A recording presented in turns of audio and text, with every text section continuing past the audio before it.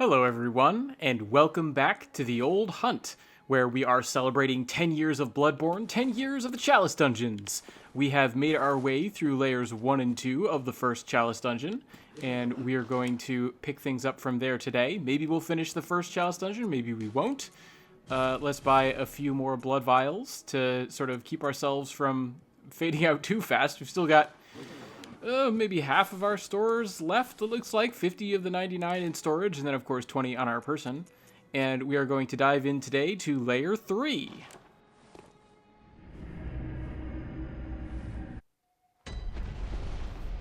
Ooh, there's a sudden loud noise right as I loaded in here. Interesting. Okay, and I think I had determined last time that there was no pre-lantern passage. Yes, indeed. That's right. Okay, cool. Let me make sure that my portable lantern is on. So we should be safe from too much darkness, hopefully. Haven't always been the best at remembering to keep that on. Uh-oh. Uh-oh. Well, the enemy fell down too. How is this going to end? I don't know what's behind me, and it's sort of making me nervous. Okay. Well. No need to be nervous. Turned out it was fine. I'm just about positive that going forward down this lower passage here is going to be the correct way to go. So let's look around the rest of the room here first. Oh, and there was like a hanging bit of cloth. Here we are. Look at this. Get the monocular back out. Where'd it go? Alright, here we go. Let's just use it from here. Here we are. We have... We have a dangling upside-down corpse hanging from a chain with a thoroughly disfigured face, it looks like. I don't know. Interesting. And then hands bound in this position. The arms are sort of stretched out, so maybe this is to show the effect of age, maybe not. This person here is a little bit clearer, that you can more easily see. Boy, look at that just emaciated skull. Once again, all these people dangling upside down, your arms tied down there. It's a sign that the same thing that was happening in the chalices is happening in Yharnam up above. Now, where'd that monocular go? Here it is. All right, let's use it again. And there we go. All right, problem solved. But yes, it's not just the hunter's mark on the walls. We've now confirmed. It's also dangling corpses, the dangling upside down rune. Both parts of it, the representational rune and the physical corpses that rune represents, are present in the Chalice Dungeons before the modern age of Bloodborne. So what's going on with that? I do not know. Beyond the obvious fact that I was discussing earlier. All right, this red enemy... Oh, hello! What a way to get greeted by running into a room. It's just instant meteoric death and destruction.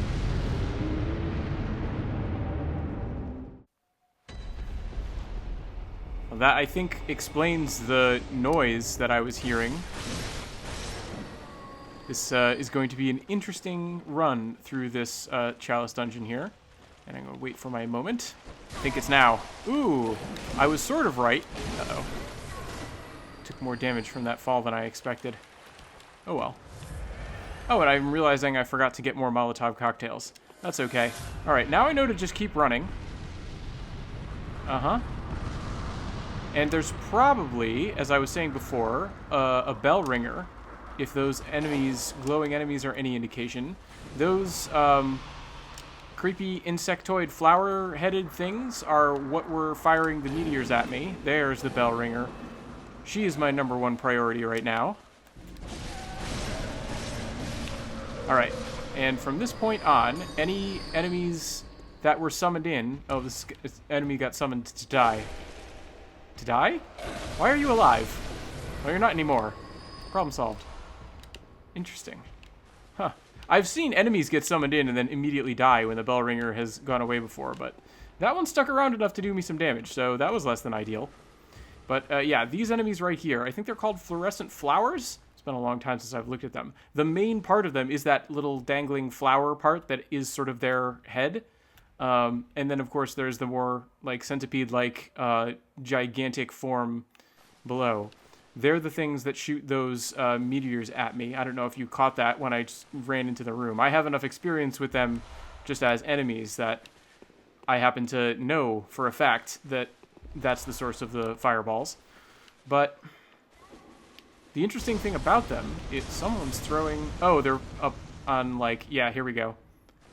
There's a surrounding area up above, and that enemy is lobbing Molotovs at me from there. That's fine. That's fine. We'll figure that out. All in due time. We got to take our time going through all this. If you can find a way to target just the flower head of that enemy, you will do a huge amount of damage to it. If you do not find a way to target just the flower head of that enemy, you will do a relatively small amount of damage to it. To make up for this, though, it does not have a lot of ways to punish you once you get in really close. So as you can see, that whole string there did about 59 points of damage. Let's see if I can get far enough away. It's difficult to hit the flower head, so may not succeed. There we go. 45 just from a bullet to the head.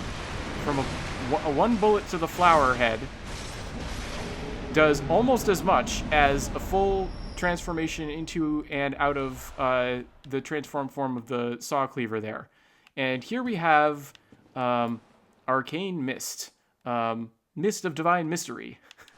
Mystery. There's some sort of pun that you could make from that. I'm sort of glad that the translators didn't. They called that Arcane Haze. And I see that enemy there. It sees me too, maybe? Maybe not? Yes, it does. Definitely now. Uh-huh. Okay, it's a miracle I'm alive. I'm gonna make it less of a miracle that I'm alive. Let's make some blood bullets while I'm at it. Boy, I'm glad I took out that flower before taking on this guy. Massive threat, of course. Alright, now that you're super low on health, yep, you'll do the buff. And I will take that opportunity to destroy you. From the inside. And I wonder, sometimes in the Chalice dungeons, if you perform a visceral attack, it will spawn a specific type of enemy that we haven't found in the main game yet. But they are a nasty type of enemy, so I'm sort of hoping that that's not the case, but I don't know. I don't know. You got to be careful when you use visceral attacks in the Chalice dungeons. It's a very cool mechanical interaction that only really takes place here. So yet another reason to spend some time and explore the chalices. Alright, now I suspect... Yeah, I thought so. I could sort of see it through the trees there. I suspect there's more than one of those fluorescent flowers, because there usually is. So the one corner of that room has been dealt with. That cannon is operational, by the way, that this enemy is standing by. If it were to come over here and work it, it would be able to shoot at me. I should be able to fire it too. Maybe not this one? Interesting. Huh. Some of the cannons that are in the Chalice dungeons that are set up like this, you can definitely use. So that's interesting to me. But let's see. I've got a lot of blood bullets right now. Let's go for another crazy shot, I think. I thought I saw some movement, but maybe it's just the little stray particles in the air. Uh-huh. Here comes... There we go. 100% demonstration that this enemy here is the source of the fireballs. And... yeah, look at that. 142.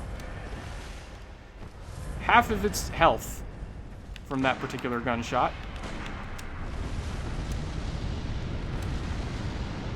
Boom. Yes! Ooh, I feel like a sharpshooter. I feel like a master. Thanks for the arcane haze. Because of their centipedal forms, I call them arcane haze bugs.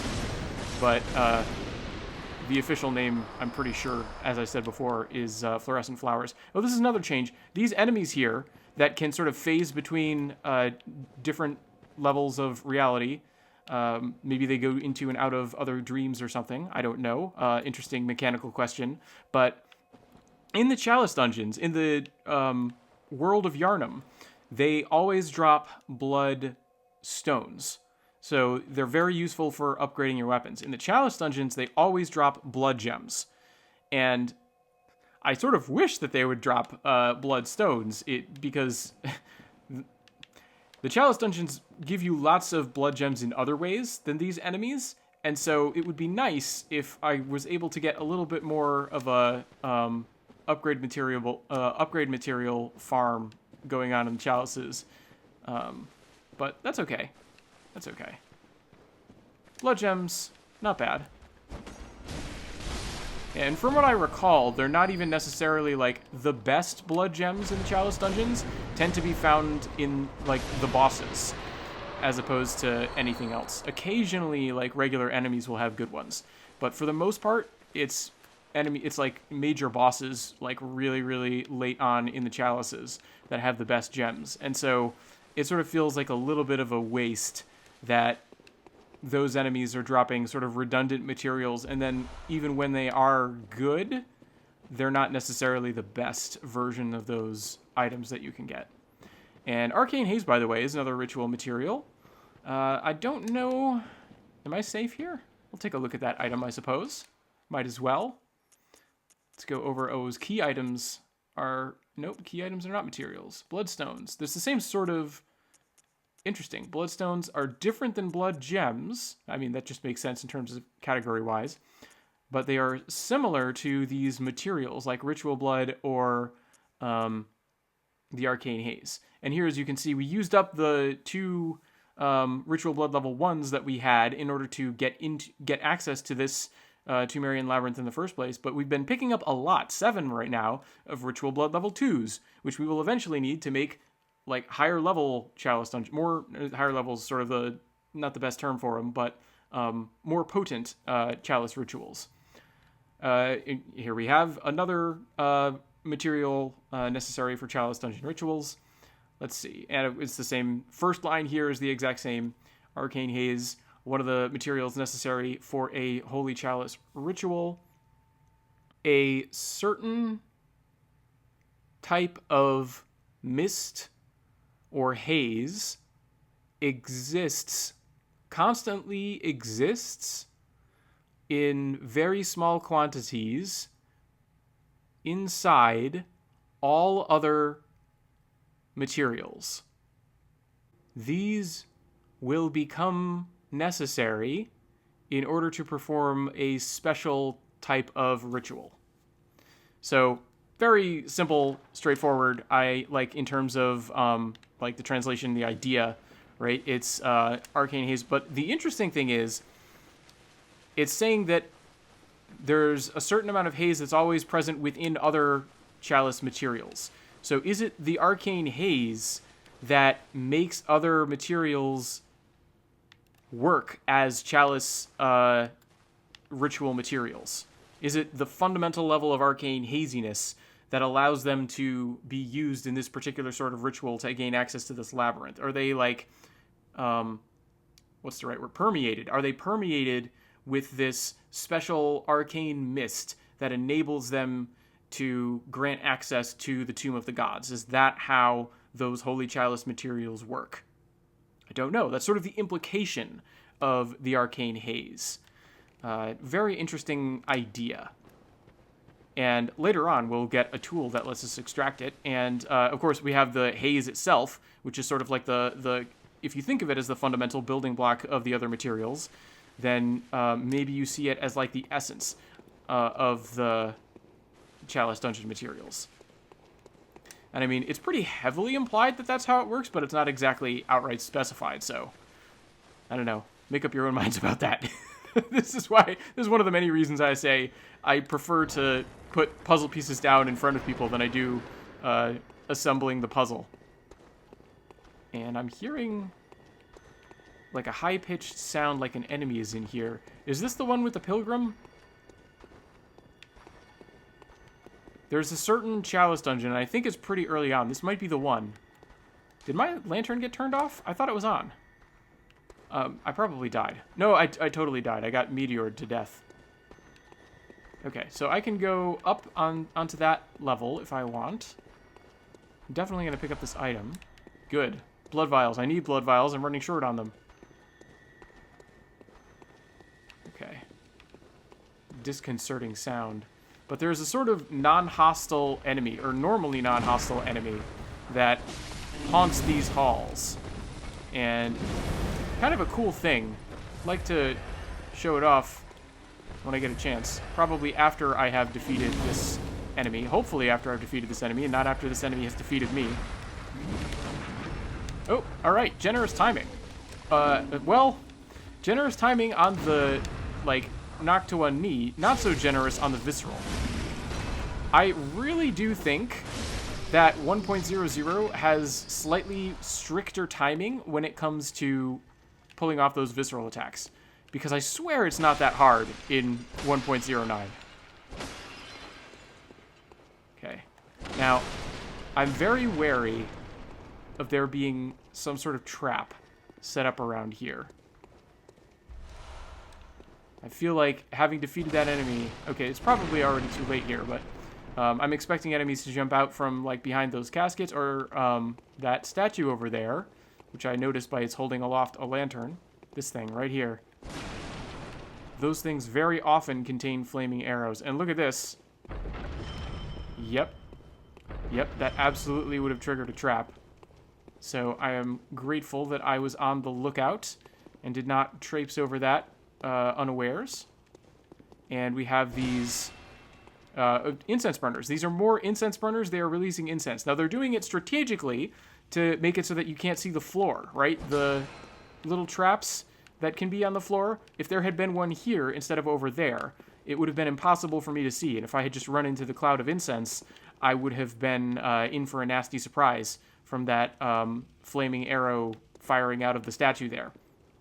However, the fact that there are incense burners in the chalices, beyond the sort of mechanical way that they can be used for traps, is also interesting in terms of it's another element from the world above, the world of Yharnam, known for the Plague of Beasts, and having hunters going around and doing all this stuff. They use incense to ward off the beasts and keep themselves safe. And we're seeing evidence that the chalice dungeons, same sorts of things, same sorts of methods to presumably ward off beasts, although of course they've long ceased to effectively function. And here we are. It's the lever to unlock the door somewhere in the underground labyrinth. And now we know that the upper path was optional, and we can explore it and see what we would find up there, and maybe catch a glimpse of a wandering pilgrim, who will hopefully not attack me. Oh, here we go. There they are. I remember this enemy. Oh, down they go. Ooh, I landed on the statue. You know, for all the time I've spent in the chalice dungeons, I don't think I've ever landed on a statue like that. Isn't this cool? I love this. This enemy's just always here. This is the very first chalice dungeon. Hello. Can I give you... I want to give you a bow. I want to... Here we go. Nice to meet you. I love that enemy. It's so cool. It's just this ethereal presence that wanders around and basically leaves you alone. Now, I've heard that there's a way that you can make them hostile, and they have a unique attack. That's very rare, obviously, because they're normally not hostile. I'm pretty sure if I wanted to, I could attack it and gain some blood vials, but I'm not that hard-pressed for blood vials. I just think it's cool that we get something of a ghost sighting, the wandering pilgrim in the chalice dungeons. Very neat idea. And that's another one of the thrills of the chalice dungeons, is you can run around and discover unique enemies, some of whom are not even hostile at all. Alright, and we know that all of this is optional because we've already flipped the lever. I need to remember that there's that doorway towards the entrance of this room. I'm scanning the walls because I am wary of traps. But so far, so good. Alright, we have some tomb mold. I think tomb mold is another very straightforward material. Let's see. One of the materials necessary for a Holy Chalice ritual. Okay, a type of mold that grows on the rotten blood and flesh that is found in various places in the underground labyrinth. And the larger... As it grows, it possesses larger spores. And yep, we will see as the potency of that material increases, we will be able to observe that. And I remember the doorway, and I stepped on a trap. All that caution regarding circling the room, and I walk right into a trap. All right, I can outrange your throw. Haha. Yeah, and I know you like to throw 2 at a time. Ooh, I rolled into him to distract him. That's cool. I didn't know I could get that sort of interrupt. Oh, it was too late on the follow-up attack to heal. Boy, this is really taking a toll on my blood vials. And now we're up here. And there was an enemy throwing Molotovs somewhere on this upper level. So we need to eventually track them down. They can't get away with that. Just throwing Molotovs at us for no good reason. And now we can... Oh, well, let's go in here. Because I like being able to activate... This works as an elevator. So that we can now easily move from one level to another of this gigantic room. I sort of... I don't think it's particularly useful to have this as a shortcut, but it is kind of cool. This is a classic of the Soulsborne games. All the way since Demon's Souls, you've been able to get in things like this, and they sort of work like elevators. And it's never really made sense. Like, you want to talk about things that are concessions to gameplay. There is absolutely no way that you can make sense of this. You get in this cage right here. Watch. We're going to have one side close. It's going to go down for no reason that makes any sense. And then the other side is going to open. Uh-huh. Uh-huh. There's nobody up there. Nobody is, like, dutifully waiting to raise and lower this thing. You can't really make sense of it. There's no, like, floor switch. There's no in-world mechanism. This is purely a gameplay conceit. This is all about connecting the 2 levels of this room and the mechanics of that functionality. And that's fine. I think it's totally warranted. I think it's cool. And like I said, I like that there are those sort of cages that just go up and down and provide some utilitarian value and make things interesting in that way. But especially if you're dealing with enemies like this, and maybe one or the other of you falls down, and you want to pursue. I mean, fortunately, that didn't happen this time. I think you can just stand up here throwing Molotov cocktails at me. Ha-ha! Receive your comeuppance! I'm gonna go ride the rail. Not the rail. The cage. I'm gonna go ride the cage. Right through the tree, too, in this case. Just completely absurd. Here we go. Woo, right through that branch. Right through several other branches. Yeah. But I appreciate the gameplay conceit there. And sometimes there are other rooms off of these gigantic sort of external diameter portions of these rooms. And I feel like the doorways are always sort of few and far between. There's usually like one doorway that's not the way that you came in. Maybe this one doesn't even have that much. But it's usually not like one door in all 4 of these walls. There's usually only like 2 doors on this entire thing. And you always have to run around forever to try and get to one. And I feel like we didn't see one this time. They are marked by torches, so that is one way you can keep a lookout for them without necessarily having to devote all your attention to what's happening on the wall. And this is the way we came in, for sure. So I'm going to save a bit of time here and use the Bold Hunter's Mark to warp back to the start of the dungeon.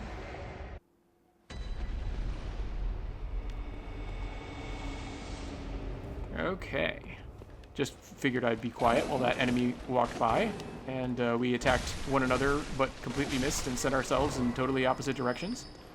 There we go, you know, the traditional Yharnam greetings. Traditional approach to things. Okay, and now this door should open. We have the yellow light. No longer purple. And, oh, look at this! Oh, we finally got it. We got one. This is a pre-boss door side path. These usually lead to higher level chalice materials. More advanced. And then this is probably going to be a boss chamber down here. Probably separated by a closed door. Yes. All right, there's the closed door. Behind there is a boss, guaranteed. But before we get to that boss chamber, we can explore over to the side. Not that side. Over to the side. Yeah, here we go. We can go through this door. All right. continue our exploration of layer 3. Maybe I'll actually have enough blood echoes to gain a level. Who knows? Honestly, even if I have enough blood echoes to gain a level, I might want to spend it on blood vials anyway. Or spend them on blood vials anyway, just because I don't know how hard this boss is going to be. Like I said, I'm pretty sure I remember what the boss is for the end of this layer here. Boy, that would have been nasty if that statue wasn't there. Kidnapper enemy. Uh-oh. Alright, good. That attack is the least scary thing it can do when it's on its own. Quite scary when it's surrounded by a number of other enemies, but when it's on its own, not so scary. I don't know why I did that attack. Interesting. Alright, but the problem is solved. Yeah. Routinely, when they get low on health, those enemies, they begin to buff themselves, and as soon as that happens, you can very easily sneak up behind them, get a charged attack, and then do a full sort of backstab combo. Now, which way did I come in? I think I came in this way, right? So we still have the lower floor of this setup to explore, as well as what else is on the same level, which I think is just this door over here. All right, so let's go this way first. I like to explore all of one level before changing levels, although sometimes in exploring to the end of one level, it brings you down a level or up a level, so can't always follow that rule of thumb, but I like to try.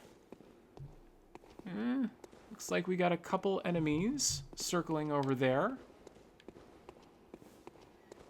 And I'm just looking. Sometimes they have enemies that are like lying down against the wall, and I don't want to get surprised by any of those.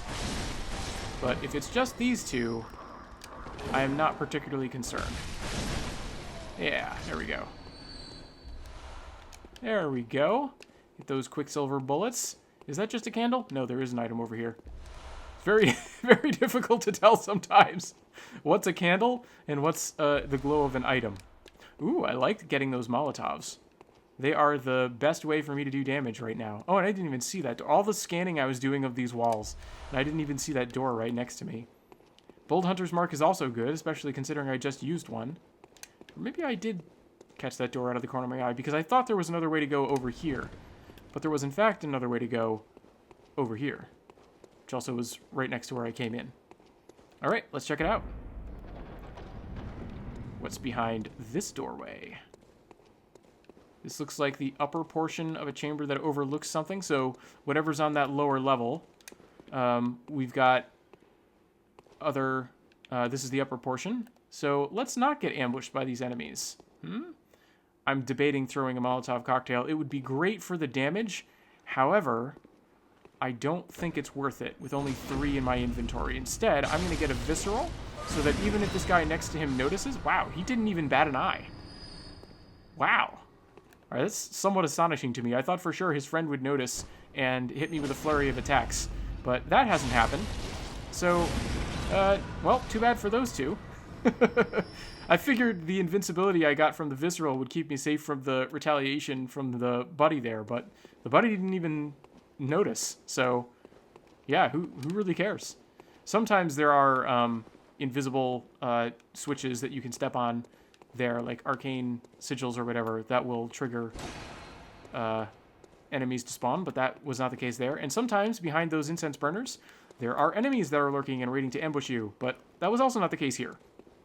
So we can just proceed onward through this other doorway, and we'll be less likely to be ambushed when we come at this room from the lower portion of the room.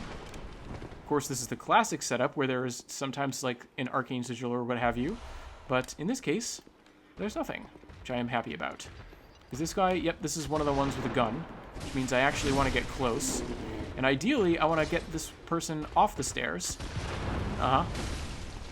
Come off the stairs, please. That's right. Back it up. Back it up. That's where I want you. Oops. My gun works a little better than yours, huh? Alright, and I didn't even have to rely on a parry and visceral thing to happen here. And this is going to be probably the more potent ritual material in this sarcophagus here. Let's find out. Yep, there you go, ritual blood too. I mean, not super potent, considering. What is going on with this person's head? They have a disc on their face? I don't think I've ever looked at the corpses inside these things before. That's interesting. Yeah, you can see the head underneath. I wonder why they were buried with a disc on their face. Does anyone know about that? I am not a visual analysis type of person. So if that's a known thing and people have a complex theory about why the burial practice happens to work like that, I would love to know. And you know what? I'm going to save some time here. And I'm just going to drop down. Let's see if I can see any enemies besides the two I've killed here. There's that one over there. Can I ambush this enemy? Oh, it looks like I can. Let's have some fun. Plunging attack! Yes! Oh, it's satisfying. I completely ambushed all the ambushers here. I got these two from behind. This one only has himself to blame. Like, really. Should have seen me coming. But there I go. There's my instinct for illusory walls. This would be another one to check right here. There are preset chalice dungeons with illusory walls in them. Oh, I see you. Look at this. I almost walked right onto that trigger right there. And I've always broken them before, so let's see if I can do this without dying. See that? Shoots that flaming arrow. Probably would have killed me had it connected. But it did not. I saw what it was about. I was able to stop that thing in its tracks. Not that it was going anywhere. But alright, this is good. This is clearly going to be the lower level that I could get into off of the entryway to the side path, and it looks like there's no other ways to go, no other offshoots to explore. And also, this is a pretty good length for an episode, and we're right up against the boss. And I suppose if I don't fight the boss now, that might drag a little bit more of the chalices. It won't be as easy for people to skip cleanly past the chalice experience, which I, despite thinking they're mistaken, I do want to provide the ability for people to do, so maybe we'll go a little bit long today. It feels like a waste of a Bold Hunter's Mark. All I have to do is run this way. All right, I'm going to go back to the dream. I'm going to replenish my stockpiles of items. We're going to see if I remember the final boss of this chalice correctly, and then we're going to be in for a fight. I will see you again soon.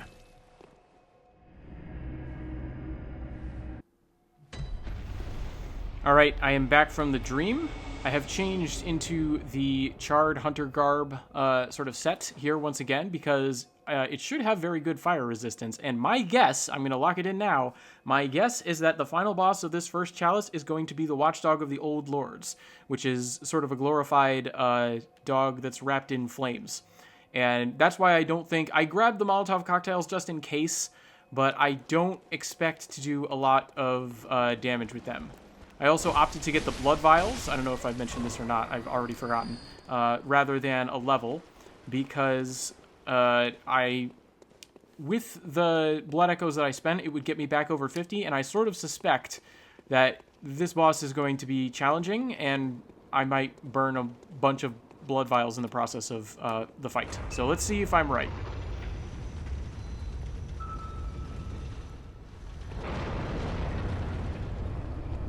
There it is! That's right, the Watchdog of the Old Lords. My memory has not failed me yet. Uh-oh. Oh, instant death. Hey, I didn't lose any blood vials, though.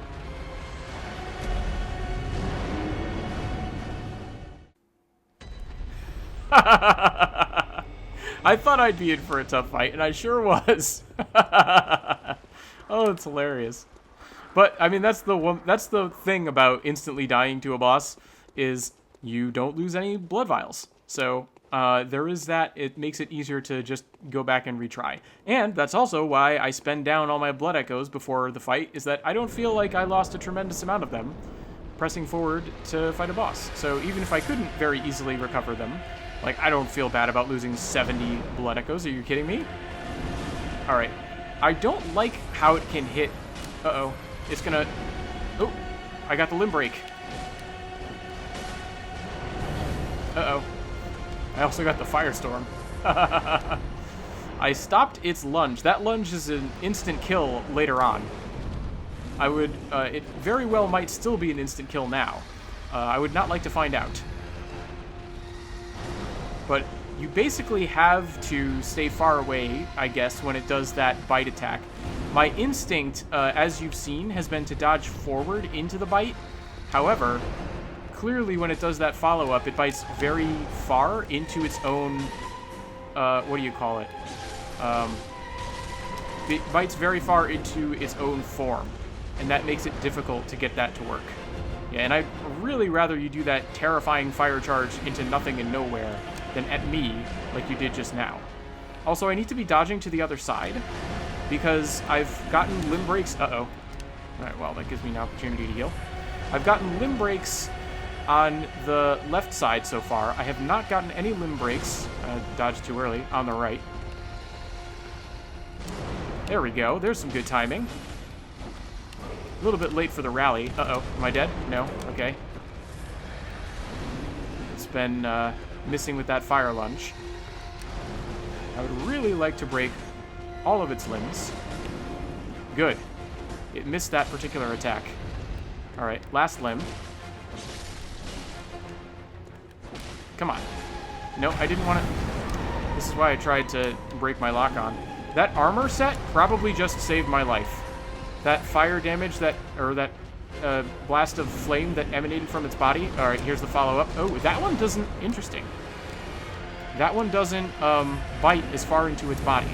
It seems to have a better protection when it makes a biting snap to the left than when it makes a biting snap to the right. That's interesting. Yeah, and it has not escaped my notice that I am almost... that I'm already halfway through my blood vial count. I would like to break... I don't think I've broken its right rear limb yet, and I would like to change that. Also, its head is currently encased in armor as well.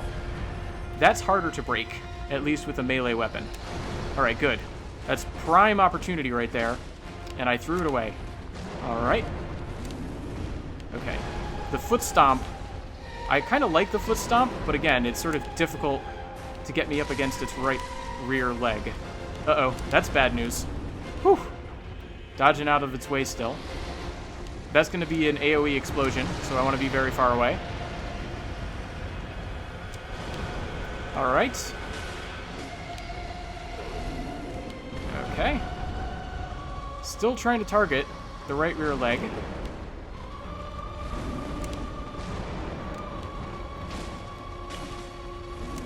Okay. Yep. Come on. Am I dead? Well, that was a pretty good attempt, honestly. That was a pretty good attempt, but it ended in failure, and I lost a lot of blood vials. So, of the two, I would have rather instantly died. Maybe? That's sort of a weird way to put it. But I think I've sort of outlined the general approach that I'm going for. I want to get those limb breaks. I want to be dodging all that stuff. So I think I'm at the point, especially since this episode is trending a little bit long already, where if this attempt is not successful, I'm going to either do a montage of my continuing fight, or I am going to sort of cut ahead and stop verbalizing everything as I continue to play the game and go for the victory here. Nope, see? It does the far wraparound to the left. Okay. That's when I should be going for the head. There it is. Okay, now I got one limb break. I got one head break. Can I break the rear limb? It's pretty good. Ah! Just when I was in prime position to go for the right rear limb that I was so bad at targeting last time. Alright, alright, alright. Okay. I feel like I'm connecting okay here. I'm also, as I was saying before, learning that those limb breaks, what I should be doing is, rather than go for more limb breaks, is I should be, when it is sort of, its head is incapacitated, I should be going for its head. So that's what I'm going to try silently from now on, and we'll see if I need a montage. I very well may.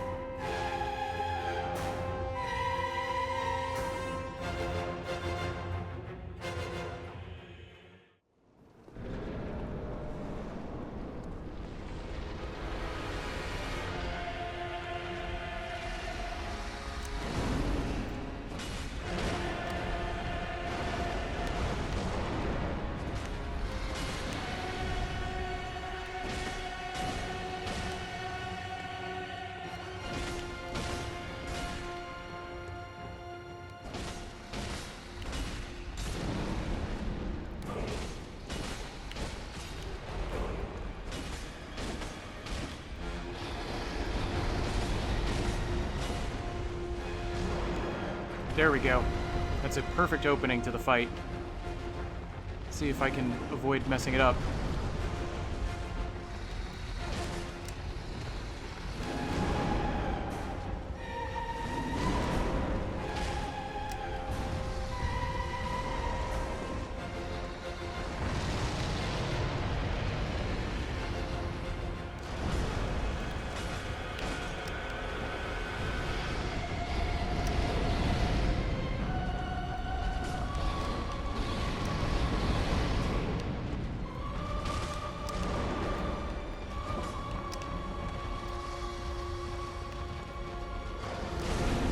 Just too late.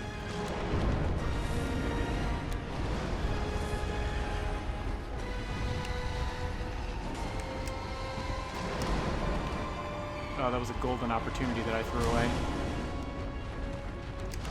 That's all right. I needed to heal.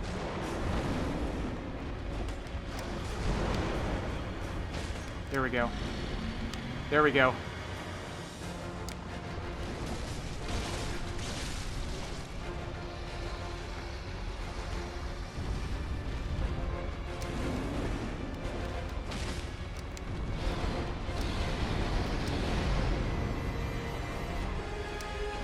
Come on.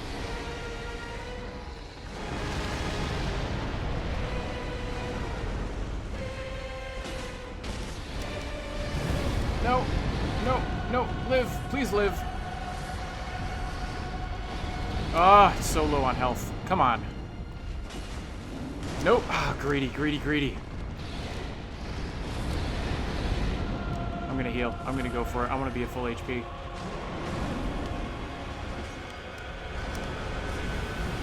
Needs to be dodging into that. Or very far away. Alright, blood bullets. Come on. It's your time to shine. You know what? Gun.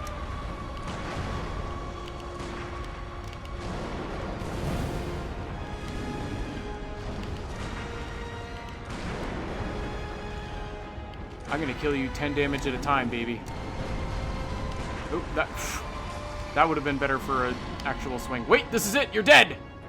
That attack is so slow! You're doomed! Yes! I hunted! Alright! Welcome back, everybody! Oh, I'm sure that was a crazy montage.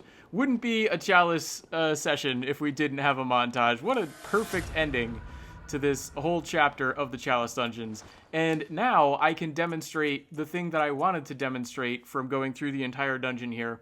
Not only did we get the Pan Chalice or Root Chalice or all-encompassing Holy Chalice, whatever you want to call it, for the boss in the middle there, but for beating the lowest layer boss, we now have access to the Central Tumuru Holy Chalice, which is one level down from the Tumuru Holy Chalice. So not only are we constantly going down from layer to layer to layer, 1, 2, and 3, we're also constantly going down when we get to further and further into the chalices.